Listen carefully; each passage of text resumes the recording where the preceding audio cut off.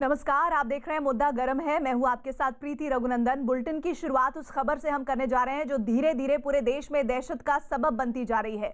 बात bird flu के बढ़ते खतरे की। कौवों और बत्तखों में बर्ड फ्लू की पुष्टि होने के बाद अब इस वायरस का खतरा खाने की प्लेट तक पहुंचने का डर बढ़ गया है। बर्ड फ्लू का खतरा किचन तक पहुंचने का डर सताने लगा है, क्योंकि मध्य प्रदेश के नीमच और इंदौर में चिकन में बर्ड फ्लू वायरस मिलने की पुष्टि हो चुकी है। हालांकि इन दोनों ही शहरों में बर्ड फ्लू का फैलाव काफी कम है, लेकिन देश के कई राज्यों में बर्ड फ्लू की दहशत का दायरा बढ़ता जा रहा है। मध्य प्रदेश, राजस्थान, हिमाचल, केरल, गुजरात के कई शहरों में कौवे और दूसरे पक्षियों की संदिग्ध हालात में मौत की खबर है। कर्नाटक में भी कुछ कौवों की मौत के बाद वहां प्रशासन सख्ते में है। राजस्थान में भी हालात लगातार बिगड़ते जा रहे हैं। राज्य के अलग अलग इलाकों में परिंदों की मौत के बाद प्रशासन ने अलर्ट जारी किया है। बर्ड फ्लू की दहशत बढ़ते ही इसका सीधा असर चिकन और अंडा कारोबार पर पड़ा है। डर के मारे लोग चिकन और अंडों से दूरी बनाने लगे हैं, जिसकी मार कारोबारियों पर पड़ रही है। और बड़ी खबर आ रही है इस बीच हरियाणा से। वहां बर्ड फ्लू का खतरा बढ़ गया है। जानकारी मिल रही है कि वहां अब तक 4 लाख मुर्गियों की मौत हो चुकी है और पंचकुला में मुर्गियों में बर्ड फ्लू की पुष्टि भी हो गई है, जिसके बाद प्रशासन सख्ती बरतते हुए इन इलाकों में सभी मुर्गियों को मारने की तैयारी में जुटा है। तो बड़ी खबर हरियाणा से। पिछले कुछ दिनों से मुर्गियों के मरने की खबर हमारे पास आ रही थी और पूरे महीने में 4 लाख से ज़्यादा मुर्गियों की यहाँ डेथ हुई। एक भेजा हमने Siddharth poultry farm, village Khedi, block Raipur, Rani Panchkula.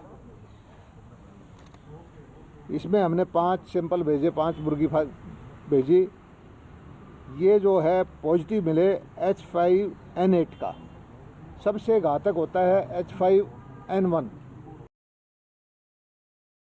1 kilometre जो 2 पोल्ट्री फार्म जिसका रिजल्ट पॉजिटिव आया है, उसके 1 किलोमीटर के अंदर जितने भी मुर्गियां होंगी, उन सबको विभाग के अधिकारी अपनी देखरेख में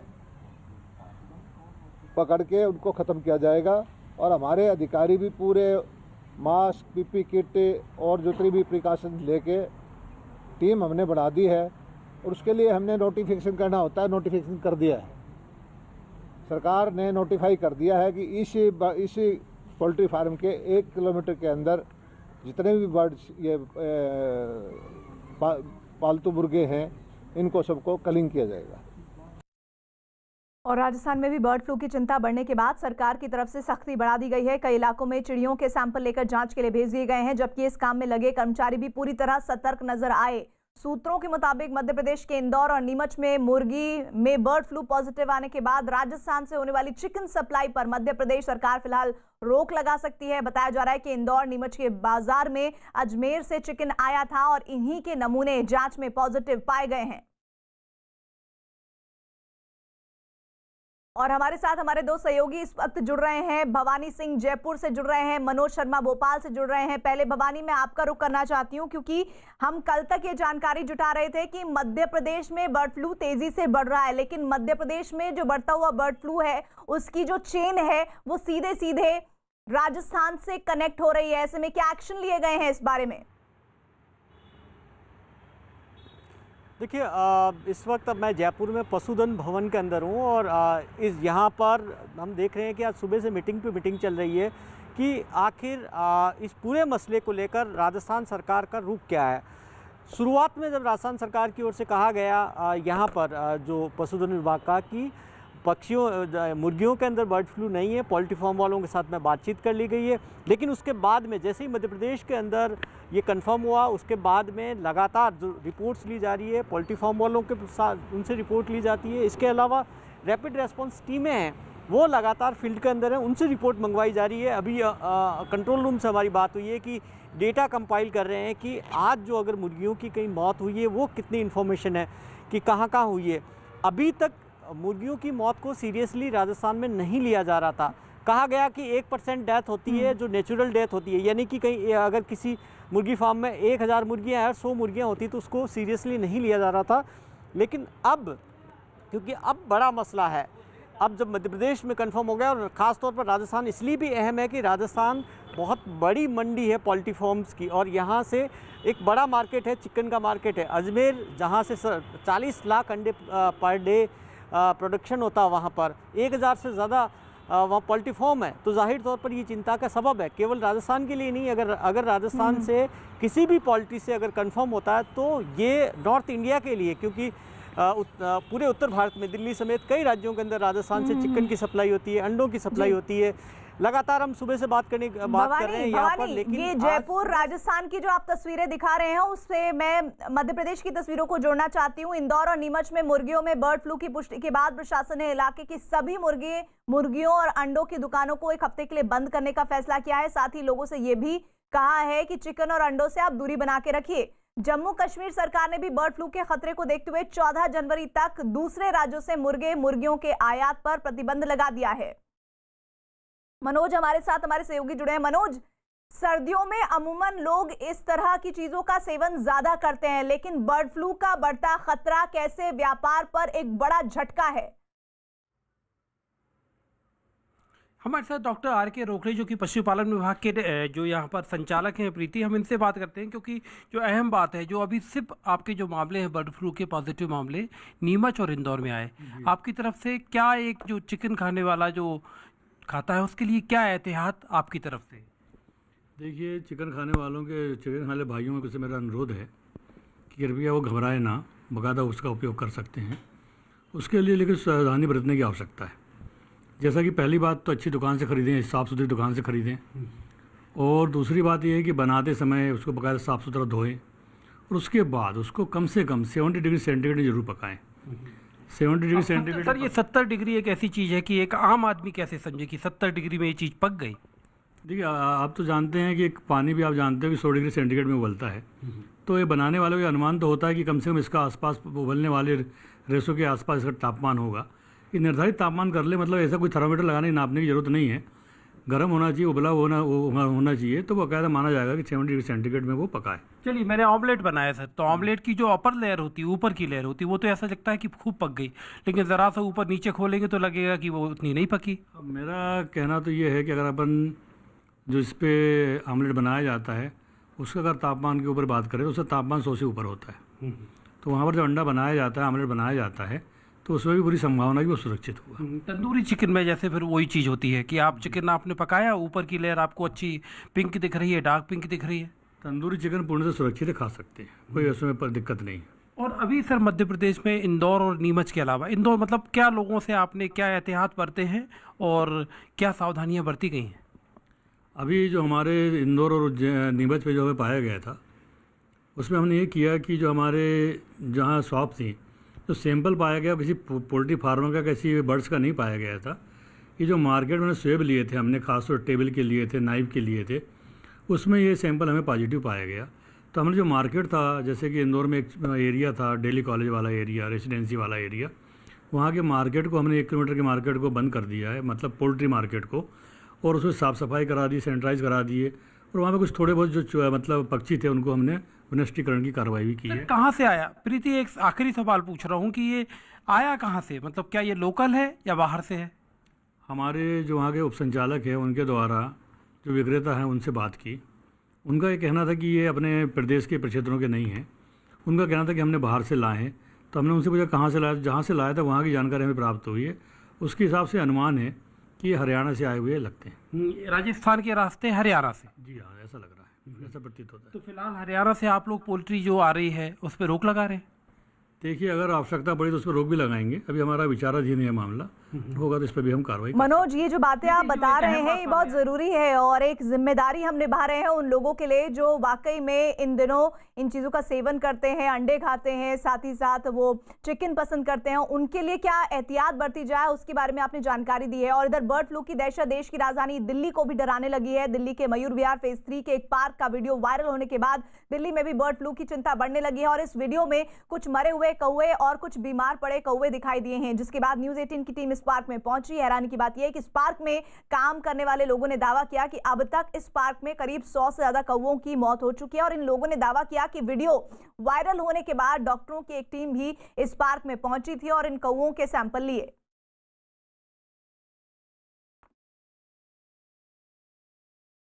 ये वो पूरा पार्क है जहां पर हमने आपको तस्वीरें दिखाई कि किस तरह से जो कौवे हैं उनकी यहाँ पर मौत हो रही है। हालांकि अभी ये कहना जल्दबाजी होगा कि इनकी मौत की वजह क्या है, लेकिन जिस तरह से बर्ड फ्लू की दस्तक है देश में, उसके बाद राजधानी दिल्ली में अगर कौवों की संदिग्ध हालत में मौत हो रही है, और देखिए एक कौवा आप देख सकते हैं ये भी बिल्कुल मरणावस्था हालत में आ गया है। बिल्कुल इसके स्थिति देख के लग रहा है कि इसकी हालत काफी ज्यादा नाजुक है, क्योंकि ये लोग रखरखाव करते हैं यहाँ पर। और यहाँ पर एक और हमारे साथ शख्स हैं, आप भी यहाँ पर रखरखाव करते हैं पार्क का? हाँ जी, हाँ चौधरी। ये कौवे की हालत भी देख के लग रहा है कि बिल्कुल ये अब मरने वाला है, 3-4 घंटा में इसी तरह से मर जाएगा ये जी। 3-4 घंटा में ये मर जाएगा ऐसे ही। इसी तरीके से आएगा, ऊपर से आया कि नहीं चक्कर सा खावे और गिर जाते हैं वो। तो देखिए बिल्कुल ये वो पूरा पार्क है, काफी बड़ा पार्क है मयूर विहार फेज 3 का। और यहाँ पर जिस तरह से संदिग्ध हालत में अगर कौवों की मौत हो रही है तो इस पर प्रशासन क्या अपना आगे एक्शन लेगा, किस तरह से इनकी तफ्तीश होगी इस पूरे मामले की। और यहाँ पर ये देखिए एक और कौवा यहाँ पर पड़ा हुआ है, ये भी मरी हालत में यहाँ पर है। और बिल्कुल यहाँ पर जिस तरह से लगातार कौवों की मौत हो रही है ये बिल्कुल चिंता का विषय, क्योंकि राजधानी दिल्ली में बर्ड फ्लू की दस्तक अब तक नहीं थी, लेकिन जिस तरह से कौवों की रहस्यमय तरीके से मौत हो रही है ये अपने आप में बड़ा सवाल है। देखना होगा कि इस पे जो डॉक्टरों की टीम यहाँ पर पहुंचेगी वो इन कौवों को अपने साथ परीक्षण के लिए जब ले जाएगी तो किस तरह की जांच आगे होती है और क्या कुछ निकलकर सामने आता है। कितने कौवे आपने लोगों यहाँ से हटाए मरे हुए? 150-200 कौवे के अंदर मैंने एक हफ्ते के अंदर दबा दिए हमने। और आजकल में मैंने आज कम से कम 20 से 25 कौवे दबाए सुबह आके। उसके बाद में शाम को कल मैंने जाते जाते कम से कम 5 बजे कम से कम 40 कौवे दबाए। और बर्ड फ्लू का खतरा बढ़ते ही इसका सीधा असर मुर्गे और मुर्गियों के कारोबार पर पड़ने वाला है। और उत्तर प्रदेश के मुरादाबाद की तस्वीरें आपको दिखा रहे हैं। व्यापारी परेशान है। बताया गया कि पिछले कुछ दिनों में अंडों की कीमतों में भारी गिरावट दर्ज की गई है, जबकि चिकन की कीमतें भी पहले के मुकाबले काफी कम हो गई हैं। अभी तो नुकसान क्या मिलाया जाए, नुकसान तो नुकसान है उसकी वजह से। अब अंडा चालू हो बिके तब पता चलेगा क्या बिक रहा है क्या नहीं। पूरी खत्म हो गई अंडे वंडे कहाँ बिक रहे हैं साहब। बस दुकानदारी के हालात अब ऐसे ही चल रहे हैं, परेशान है दुकानदार लोग। पहले कितने अंडे बिक जाते थे? अब कितने? पहले तो साहब 4-5-7 क्रेटर रोज बिक जाती थी, लेकिन अब ये जब से महंगा हुआ है और अब एकदम 10 रुपये गिर गए तब बिल्कुल ही खत्म हो गई दुकानदारी लोग। सीधे रुक कर लेते हैं जयपुर का। भवानी हमारे साथ है। भवानी, जयपुर में प्रशासन के द्वारा क्या तैयारियां की गई हैं, इस पर बताइए। देखिए जयपुर ही नहीं पूरे राजस्थान के अंदर एक तैयारी की गई है, 2-3 तरह की है। क्योंकि पहले तो राजस्थान सरकार ने सारे पॉलिटी वालों का एक ग्रुप बना रखा जिसके अंदर डेली अपडेट लिया जाता है इन्फॉर्मेशन। रैपिड रेस्पॉन्स टीम में जयपुर के अंदर भी और जयपुर समेत हर डिस्ट्रिक्ट के अंदर, और ख़ासतौर से प्रभावित इलाके जयपुर और 4 डिस्ट्रिक्ट और है कोटा डिवीज़न के, वहाँ पर रैपिड रेस्पॉन्स टीम काम कर रही है, वो फील्ड में जा रही है, उसके बाद में रिपोर्ट दे रही है। उस रिपोर्ट का जो डेटा आ रहा है और सैंपल रोज़ाना सैंपल भिजवाया जा रहा है, सैंपल कलेक्शन हो रहा है, उसके बाद में वो सैंपल जा रहे हैं। अभी जो ज़्यादातर सैंपल भिजवाए गए वो कौवों के सैंपल है। कौवों के अलावा कुछ बगुलों के सैंपल है, कुछ और बर्ड्स के हैं, कुछ मुर्गियों के सैंपल झालावाड़ से भिजवाए गए, कुछ जयपुर से भी भेजे गए, उनकी रिपोर्ट्स आना बाकी है। तो उसके आधार पे यहाँ पर जो सरकार का ये मानना है कि जब तक एक बार कंफर्म नहीं हो जाए कि बर्ड फ्लू मुर्गियों के अंदर है, तब उसके बाद में एक्शन प्लान अलग होगा। अभी केवल ये नज़र रखी जा रही है, क्योंकि राजस्थान के अंदर चिंता केवल ये नहीं है कि मुर्गियों के अंदर बर्ड फ्लू होगा, उससे दिक्कत है, क्योंकि राजस्थान में माइग्रेटरी बर्ड बड़ी तादाद में आती है यहाँ पर। तो और कई सारी गाना बर्ड सेंचुरी है भरतपुर के अंदर, सांभर के अंदर बड़ा सा है। तो अगर एवियन इन्फ्लुएंजा के शिकार अगर बर्ड्स भी ज़्यादा होती है तो भी मुश्किल बढ़ती है। तो उसको देखते हुए एक इमरजेंसी रेस्पॉन्स टीम का गठन किया गया और हर निगरानी रखी गई, एक निगरानी का तंत्र खड़ा किया गया जिससे कि वो डेली रिपोर्ट कर रहा, उसके आधार पर आगे के फैसले लिए गए जी। और इधर आगरा की भी कुछ जानकारियां आ रही हैं। बर्ड फ्लू को लेकर प्रशासन हाई अलर्ट पर है। शहर के एक पार्क में एक बाज की मौत के बाद प्रशासन ने निगरानी तेज की है और बाज के सैंपल को जांच के लिए भोपाल भेजा गया है। अब तक आगरा से 21 पक्षियों के सैंपल जांच के लिए भेजे गए हैं। जिले में 15 टीम लगातार पक्षियों की निगरानी में जुटी हुई है। पड़ोसी राज्यों में बर्ड फ्लू की दस्तक के बाद ताजनगरी आगरा में सतर्कता बढ़ा दी गई है और पक्षियों की सतत निगरानी हो रही है। 15 टीमें गठित कर दी गई हैं और इसके अलावा लगातार मीटिंग हो रही है। चूँकि राजस्थान यहाँ से करीब पड़ता है, इसलिए भी सतर्कता बेहद ज़रूरी थी, इसीलिए टीमों का गठन किया गया। पोल्ट्री फार्म की भी निगरानी की जा रही। यमुना का किनारा है ये, आप देख सकते हैं कितनी बड़ी संख्या है पक्षियों की यहाँ, और पक्षियों का होना सुखद है, लेकिन इनकी निगरानी भी बर्ड फ्लू को देखते हुए ज़रूरी है। आगरा की बात करें तो अभी तक पालीवाल पार्क में एक पक्षी मृत पाया गया था, जो कि बाज था। इसके अलावा लेडी लाइल में एक कबूतर मृत पाई गई थी, जिसके सैंपल भोपाल भेज दिए गए हैं। अब तक 21 से ज़्यादा सैंपल भोपाल भेजे जा चुके हैं और लगातार सैंपलिंग का काम जारी है। और उत्तर प्रदेश के मेरठ में भी प्रशासन ने एहतियात बढ़ाते हुए चिड़ियों की निगरानी बढ़ाई है। हस्तिनापुर बर्ड सेंचुरी में आए करीब 10,000 प्रवासी पक्षियों की हर 2 घंटे में मॉनिटरिंग की जा रही है, जबकि जिला प्रशासन ने आपात स्थिति से निपटने के लिए टास्क फोर्स भी बना दिया है। इलाके में हरिया समेत दूसरे प्रदेशों से आ रही मुर्गियों की जांच में स्वास्थ्य विभाग के अधिकारी लगे हुए हैं, जबकि दहशत बढ़ने के बाद अंडे और चिकन के दाम में भारी कमी दर्ज की गई है, जिससे कारोबारियों की परेशानी बढ़ी है। मनोज शर्मा का सीधे रुख कर लेते हैं भोपाल से। मनोज, आपने पहली बारी में ये जानकारी दी कि किस तरह की एहतियात जो लोग चिकन और अंडा खा रहे हैं उनको बरतनी चाहिए, लेकिन मध्य प्रदेश में इतनी बड़ी चुनौती का सामना कैसे किया जा रहा है प्रशासन के जरिए? प्रीति, एक बड़ा सवाल ये है क्योंकि मध्य प्रदेश में सिर्फ इंदौर में और नीमच में 2 जगह से मामले सामने आए। सरकार और जो पूरा प्रशासन है वो जांच के बाद ये मान रहा है कि ये हरियाणा से शायद नमूने जो पोल्ट्री थी आई थी। 3,000 करोड़ का सालाना हमारे यहाँ पर मध्य प्रदेश में बिजनेस है, पोल्ट्री बिजनेस जिसे कहते हैं। तो जाहिर तौर पर सरकार को इस बात की भी चिंता है, और इसके लिए हम एक बार फिर से पूछते हैं कि सर, ये जो पोल्ट्री का बिजनेस है आप लगातार बैठ के कर रहे हैं, जो भी लोग पोल्ट्री फार्म चलाते हैं, कैसे मतलब आपका व्यापार भी ख़त्म ना हो पोल्ट्री का और सेहत भी बनी रहे इंसान की? हमने कल ही जो मध्य प्रदेश पोल्ट्री एसोसिएशन है उनके सभी माननीय सदस्यों का हमने बैठक ली थी, उनसे चर्चा हुई। उन्होंने बताया कि साहब हम जो बायोसिक्योरिटी है इसका हम पूरा पालन कर रहे हैं, पूरा ध्यान दे रहे हैं, किसी तरह का हमारा प्रदेश बर्ड फ्लू की चपेट में ना आए, और उनका पूरा प्रयास रहता है कि वो पूरा जितनी बायोसिक्योरिटी से पालन करें। उनका ये भी कहना था कि अभी फ़िलहाल हमारे प्रदेश में बर्ड फ्लू होने की संभावना बहुत ही कम है। उनका ये कहना था कि ये जो सैंपल्स जो भी आए हैं ये बाहर के पशु पक्षियों के हो सकते हैं। ये देखिए, ये प्रीति एक अहम बात ये है कि मध्य प्रदेश में अभी लोकल ऐसा कोई सैंपल नहीं मिला। जो भी सैंपल जो 2 जगह से मिले, जिसमें ये बात सामने आ रही है कि वो शायद राजस्थान के रास्ते हरियाणा से वो पोल्ट्री आई थी, वो चिकन आए थे जिनमें बर्ड फ्लू पॉजिटिव मिला है। यानी कि अभी भी लगातार विश्लेषण इस पर किया जा रहा है कि किस राज्य से संभावना ज्यादा है बर्ड फ्लू के वायरस के आने की। इधर कोरोना फैलने के दौरान चीन की लोन ऐप कंपनियों ने भारत में लोन ऐप का ऐसा जाल फैलाया है कि इसमें फंसकर कुछ लोगों ने अपनी जान तक दे दी है। चीन के इंस्टेंट लोन ऐप के जरिए लोगों के कम वक्त के लिए छोटे छोटे लोन के ऑफर उन्हें दिए जाते हैं। ऐप से तुरंत लोन देने वाली कंपनियों ने भारत में ऐसा मकर जाल फैला रखा है जिसमें उलझकर कई लोगों को लाखों का चूना लग गया है। इस खास रिपोर्ट में हम चीनी लोन की डर्टी पिक्चर का पर्दाफाश करने वाले हैं।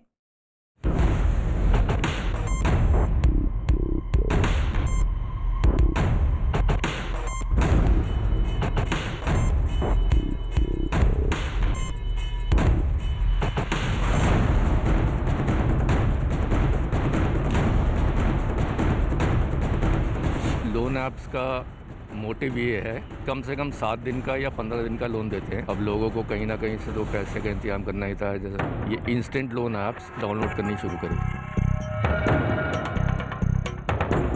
I mean, they are like, that feels like, sounds like contract killers. They are in the market to kill you. After my brother died, तो मुझे harassment हो रहा था। I lost my brother.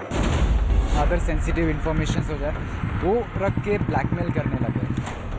पूरा डेटा वो लोग के पास है, पूरा सिस्टम वो लोग हैक करके रखे हैं।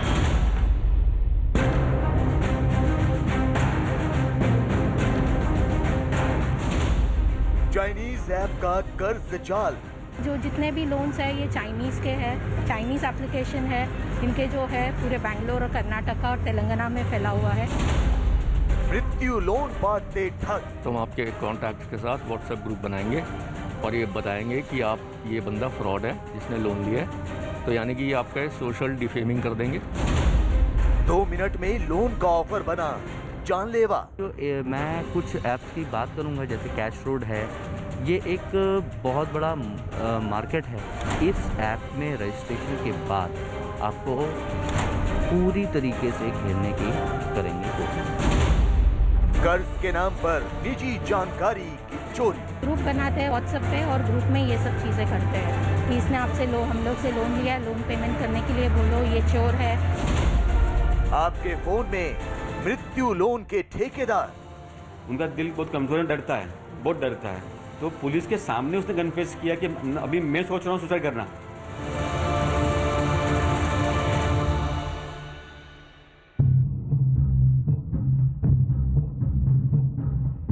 ये वो लोग हैं जो चीन के इंस्टेंट लोन एप्लीकेशन यानी तुरंत लोन देने वाले मोबाइल ऐप की धोखाधड़ी और कर्ज के मकर जाल का शिकार हुए हैं। इनकी आप बीती दिल दहलाने वाली है। इनके ऊपर इतना मानसिक दबाव बनाया गया है कि इनके मन में जान देने तक के ख्याल आने लगे।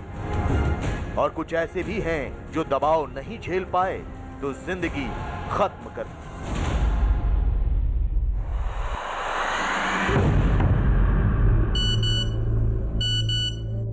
इनकी परेशानी की शुरुआत हुई एक एसएमएस से। वो एसएमएस जिसमें लिखा था बिना कागजी कार्रवाई के 2 से 5 मिनट में लोन। अगर आपके मोबाइल पर भी 2 मिनट में बिना कागजी कार्रवाई के लोन देने का ऑफर आता है तो सावधान हो जाइए, क्योंकि न्यूज़ 18 इंडिया आज आपको कुछ ऐसे लोगों की दर्दनाक आपबीती दिखाने जा रहा है जो ऐसे ऑफर के जाल में फंसे और कर्ज के मकर जाल में ऐसे उलझ गए कि जान पर बनाई। देश में कर्ज के मकर जाल का ये धंधा चलाया जा रहा है चीन में बने मोबाइल एप्लीकेशन के जरिए। ये एप्लीकेशन पहले तुरंत लोन देने का ऑफर देती है और जैसे ही कोई शख्स लोन लेने के लिए ऐप डाउनलोड करता है उस पल से शुरू हो जाती है आपकी निजी जानकारी चोरी करने की जालसाजी। कर्ज के जाल में उलझने का सिलसिला। छोटी सी रकम के एवज में लाखों रुपए हड़पने की ठगी का धंधा। ऑपरेशन मृत्यु लोन में कुछ ऐसे ही लोगों की कहानियां हम आपको दिखाने जा रहे हैं ताकि आप चाइनीज ऐप के इस मकर जाल से हो जाएं सावधान।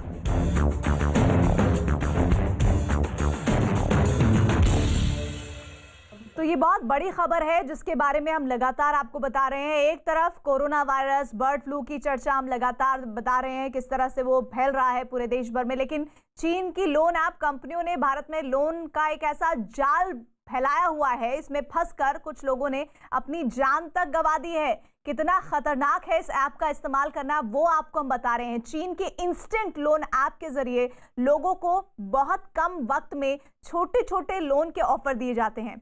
ऐप से तुरंत लोन देने वाली कंपनियों ने भारत में ऐसा मकर जाल फैला रखा है जिसमें उलझकर कई लोगों को लाखों का चूना लगा है। और इस खास रिपोर्ट में हम आपको ये दिखा रहे हैं कि चीनी लोन की ये डर्टी पिक्चर कितनी ज्यादा खतरनाक है उन लोगों के लिए जिन्होंने छोटे छोटे लोन को लिया है। मुंबई से हमारे साथ हमारे सहयोगी विवेक गुप्ता जुड़ रहे हैं। विवेक, पहले तो ये बताइए, ये जो छोटे छोटे लोन लेने का लोन ऐप से कनेक्शन क्या है और लोग इसकी जद में कैसे फंसे और फिर कैसे उन्हें अपनी जान तक गंवानी पड़ी? देखिए प्रीति, आपको बताना चाहिए किस तरीके से ये चाइनीज इंस्टा ऐप जो काम करता है। ये एक फर्जी ऐप होता है और फर्जी ऐप होने के बाद ये एक ऑटोमेटिक मैसेज सबके पास जाता है कि अगर आपको 2 लाख या 3 लाख का लोन चाहिए तो इंस्टा लोन आपको मिल सकता है महज 2 से 3 मिनटों में। जब इंसान उस लिंक को या उस ऐप को क्लिक करेगा तो ऐप को क्लिक करने के बाद टर्म्स एंड कंडीशन होती है, वो सब कुछ तो आपसे एग्री करनी पड़ती है मोबाइल पे। अमूमन क्या होता है, जब भी कोई हम ऐप डाउनलोड करते हैं तो टर्म्स और कंडीशन और उसकी एग्रीमेंट पढ़ते नहीं है। ऐप डाउनलोड करिए तो उसको ओके कर देते हैं और सारी जो एक्सेस है वो हम सामने वाले को देते हैं। उसी तरीके से किसी में ऐप में जो विक्टिम्स होते हैं वो अपने कॉन्टैक्ट के डिटेल्स, अपनी फोटोग्राफी के डिटेल्स, अपनी ईमेल आईडी, अपने जो उनके फोन में डेटा होता है वो सारा डेटा वो सामने वाले या जो जालसाज होते हैं उनके पास पहुंच जाता है। जी विवेक, इस पर आगे डिटेल और लूंगी मैं आपसे। चाइनीज ऐप के जरिए धड़ल्ले से लोन बांटे गए हैं, कर्ज लेने वालों से मोटा ब्याज वसूला गया है। छिपी हुई शर्तों के कारण लोग इनके जाल में उलझते चले गए। जैसा अभी विवेक बता रहे थे, मुंबई के भी कुछ लोगों को इसी मकर जाल में उलझकर जान गंवानी पड़ी है। लगातार ऐसे बहुत से मामले सामने आ रहे हैं जिनमें चाइनीज ऐप के चंगुल में फंसे लोग अपनी मेहनत की कमाई गंवा रहे हैं।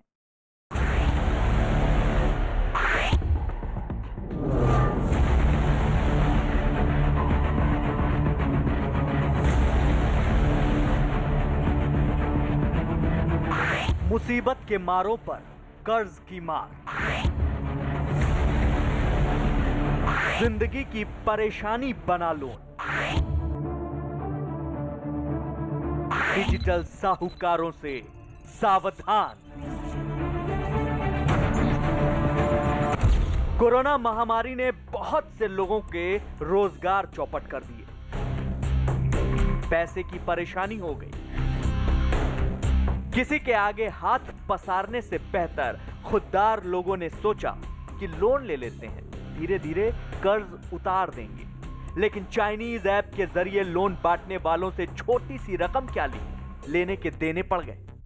पूरा रात ऑटो डायलर पे रखा था, एवरी हाफ एन आवर मुझे कंटिन्यू कॉल पे कॉल आ रहा था, ओवरनाइट कॉल आ रहा था। कुछ ऐप्स है जो दिन में सुबह 7:30 बजे से आपको ऑटो डायलर पर डाल देते हैं, बैक टू बैक कॉल है। अगर आप कट भी करते हो तो immediately second call with in a second आपको आ जाता है। तो इतना हैरेसमेंट करते हैं, सुबह से लेकर शाम तक आपको मैसेजेस करते रहेंगे, व्हाट्सएप पे पिंग करते रहेंगे।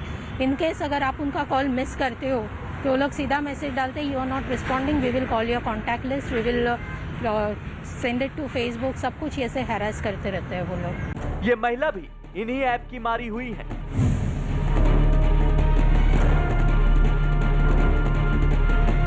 मुंबई के मलाड में रहने वाली इन महिला की पहचान हम नहीं बता रहे हैं। इनका बदला हुआ नाम सीमा है। सीमा जो दस्तावेज और मोबाइल में फोटो दिखा रही हैं, वो चाइनीज इंस्टा लोन ऐप के रिकवरी एजेंटों की धमकियां हैं।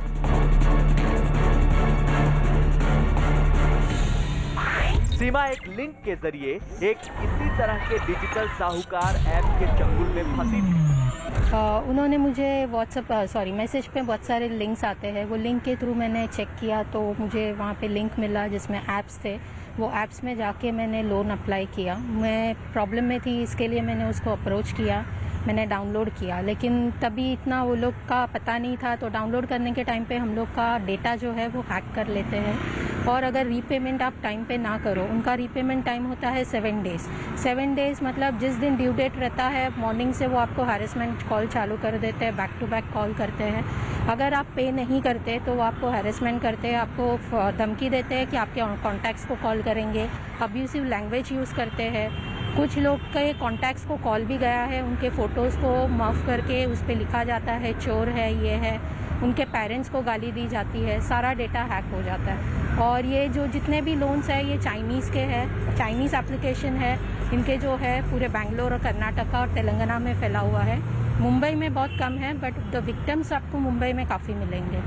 महाराष्ट्र में अब तक इस तरह के लोन लेने वालों के 50,000 से ज्यादा केस सामने आ चुके हैं। राज्य में कुल 15 करोड़ से ज्यादा रकम का लोन बांटे जाने का अनुमान है। सीमा ने अपने केस की शिकायत पुलिस में दर्ज कराई है। कभी भी आपने इसकी शिकायत मुंबई पुलिस या फिर साइबर सेल को दी है? यस, मैंने दी है। 29 दिसंबर को मैंने मुंबई पुलिस को दी है और 2 दिन पहले मैंने साइबर सेल को दी है।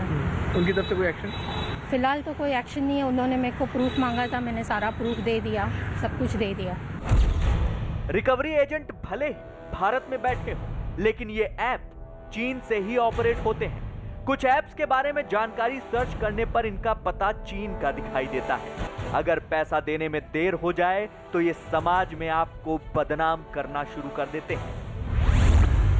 अगर लोन का भुगतान करने में देरी हो जाए तो रिकवरी एजेंट लगातार कॉल करते हैं। कॉल पर कॉल करके ये गालियां और धमकियां देते हैं। ज्यादा प्रताड़ित करने के लिए फोन से निकाले कॉन्टेक्ट लिस्ट से रिश्तेदारों का व्हाट्सएप ग्रुप बना देते हैं। इस ग्रुप में कर्जदार की फोटो पोस्ट करते हैं। रिश्तेदारों और दोस्तों का ग्रुप बनाकर कर्जदार को चोर और धोखेबाज कहकर बदनाम किया जाता है। अगर आपने 1 दिन 2 दिन डिले किया, वो इतना इंटरेस्ट लगाता है कि आपका अमाउंट बढ़ते जाता है।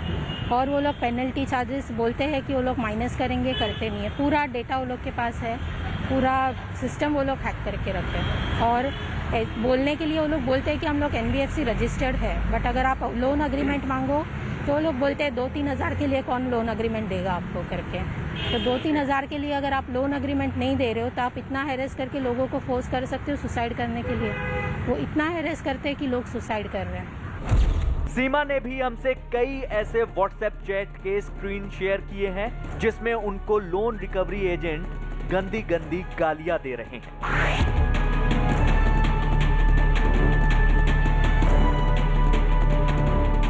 सीमा की तरह ही मुंबई के बांद्रा में रहने वाले ये शख्स भी चाइना लोन ऐप के शिकार हो चुके हैं। इन्होंने सिर्फ 2000 का लोन लिया था। मैंने तकरीबन एक 2000 रुपीज़ का समथिंग एक लोन लिया था कुछ इमरजेंसी के लिए। 2000 के बाद में उनका प्रीपेमेंट मैंने टाइम टू टाइम किया उनका हमेशा। मैंने ऐसा नहीं कि नहीं लिया और मैंने रीपेमेंट भी किया, बट अनफॉर्चुनेटली एक वक्त में ऐसा है कि मैं नहीं पे कर सका। फिर उनके इस तरीके से कॉल थ्रेटनिंग आने, जब मैंने उनसे पूछताछ की तो पता चला पूरी की पूरी फ्रॉड कंपनी थी वो। उसमें कोई ना रजिस्टर था ना कुछ था, और उनके ईमेल आईडी जो एप्लीकेशन नोडल वगैरह के होते हैं ना, वो भी जीमेल आईडी होते हैं जिनसे वो भी कोई रिस्पॉन्स नहीं आता है, कुछ भी नहीं रिस्पॉन्स आता है कभी भी वहाँ से। ये मौत के वो डिजिटल फंदे हैं जिन्होंने 6 से ज्यादा लोगों की जान ले ली और जाने कितने लोगों को संकट में धकेल दिया है। तुरंत लोन देने वाली ये ऐप लोगों की निजी जानकारियों का गलत इस्तेमाल कर रही है।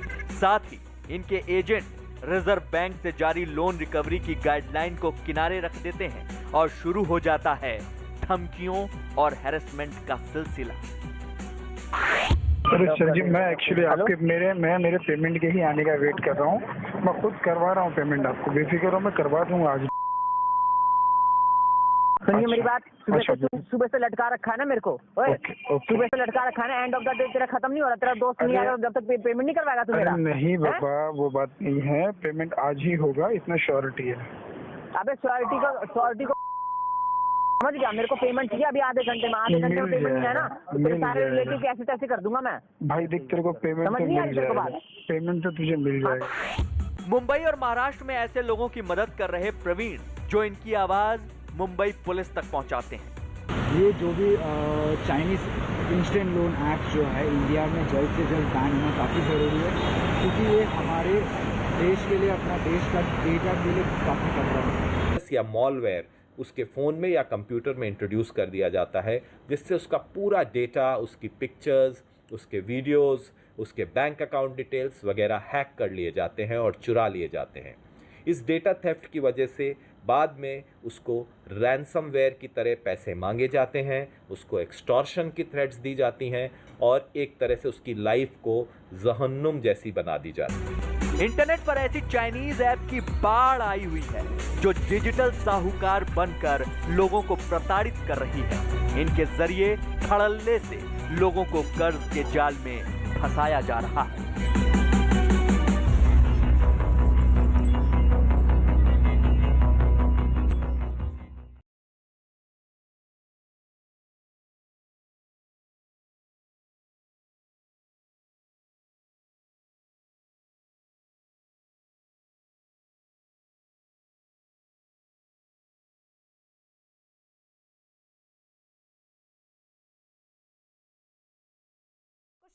करने वाली तस्वीरें सामने आई है। घटना 31 दिसंबर की है, जिसका वीडियो सोशल मीडिया पर वायरल हो रहा है। वीडियो में इलाके के कुछ दबंग डॉल्फिन पर कुल्हाड़ी और लाठियों से ताबड़तोड़ वार करते हुए दिखाई दिए हैं। ये पिटाई तब तक जारी रही जब तक डॉल्फिन की मौत नहीं हुई। बताया गया कि ये डॉल्फिन गंगा नदी से बहकर नहर में आ गई थी। घटना का वीडियो वायरल होने के बाद पुलिस ने 3 आरोपियों को गिरफ्तार करने का दावा किया है। डॉल्फिन को भारत में राष्ट्रीय जल जीव का दर्जा मिला हुआ है।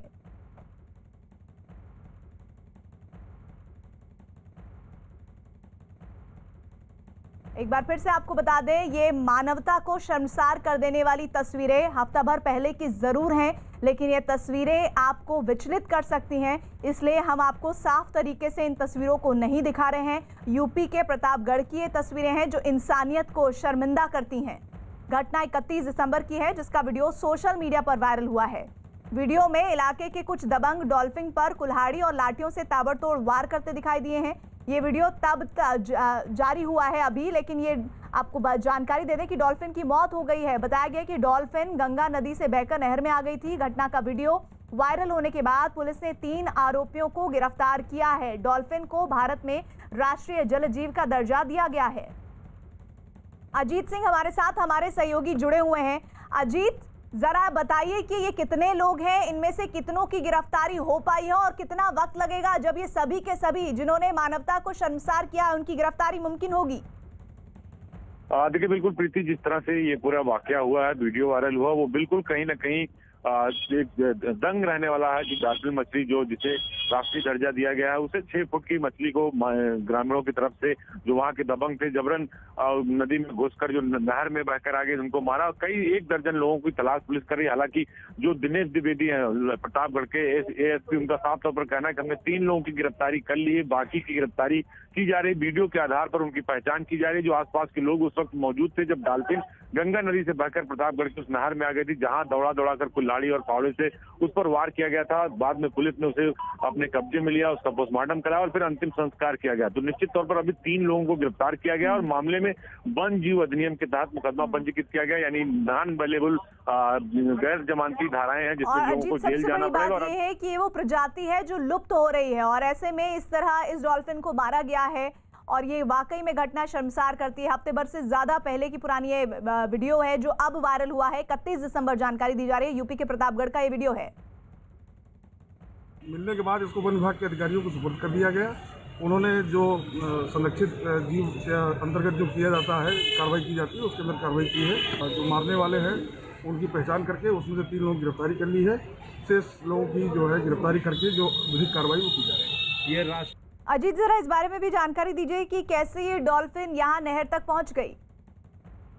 देखिए बिल्कुल प्रीति, 31 दिसंबर की घटना है और चूंकि प्रतापगढ़ के बगल से गंगा नदी गुजरती है और गंगा नदी से जो नहर जाती है सरपतहा थाने की तरफ, उस नहर में डॉल्फिन मछली गंगा नदी की धारा से बहकर नहर में आ गई थी। और जब नहर में वो डॉल्फिन मछली दिखाई दी तो जो वहाँ के उस गाँव के आसपास के जो लोग थे जो इस तरह के जो घटनाओं में लिप्त रहते हैं, वो लोग हाथी जो बल्लम फावड़ा लेकर कुल्हाड़ी लेकर जो है नहर में टूट पड़े और 6 फीट की इस डॉल्फिन को इस पर जानलेवा हमला कर दिया और पानी में घेर के, अगर आप वीडियो पर नजर डालें तो किस तरह इस जो जीव को जो विलुप्त हो रहा है, जिसे सरकार भी संरक्षित कर रहे हैं, उसे घेर कर पानी के अंदर दौड़ा कर मारा गया। तो ये 31 दिसंबर की घटना बताई जा रही है। हालांकि इन सभी लोगों को गिरफ्तार करने की कोशिश जो है पुलिस की तरफ से की जा रही है, जिसमें 3 लोगों को गिरफ्तारी की गई है, बाकी 6 की तलाश जारी है। शारदा सहायक नहर है जहां पर डॉल्फिन पहुंची थी।